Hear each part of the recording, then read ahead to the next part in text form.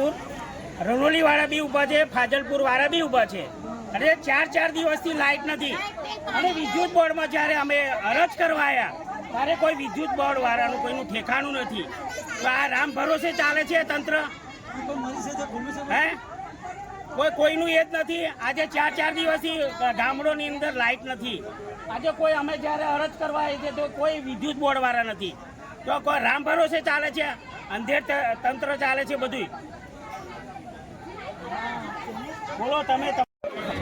નમસ્કાર, મારું નામ આશા છે. અમે રણોલી રેલવે સ્ટેશન કેવલનગરથી આવીએ છીએ. અમારે 4 દિવસથી અમારે ત્યાં લાઇટ નથી, બરાબર છે. પ્લસ પાણીની બી અમે 4 દિવસથી પાણી નથી.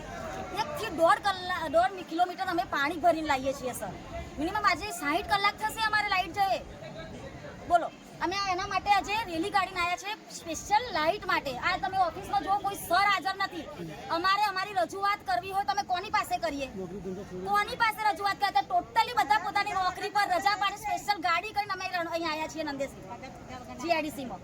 કોને અમારી રજૂઆત આપવી કરવી? કોને રજૂઆત કરી સર? અમારે બતાવો. અમારે સર જોઈએ. પ્લસ અમારે કેવલનગરની અંદર મિનિમમ 10 વાર લાઇટ જાય છે સર. 10 વાર લાઇટ જાય છે અમારે કેવલનગરની અંદર. અમારી હેવી વસ્તુઓ ખરાબ થાય છે. મિનિમમ 2-4 દિવસ થાય એક ને એક વસ્તુ બગડી જાય છે. કેમ અમારે કેવલનગરની અંદર 10 વાર લાઇટ જાય? શું અમારે કેવલનગરની અંદર જ કાપ નીકળવાનો? શું ગામડાની અંદર જ કાપ હતો? સિટીની અંદર તો કોઈ દિવસ કાપ નહીં હોતો. કોઈ દિવસ કાપ નહીં હોતો સિટીની અંદર. એક 5 મિનિટની અંદર હું, મારા ભાઈ રહે છે અમદાવાદની અંદર, હું એક દિવસ ત્યાં રહેવા ગઈ હતી.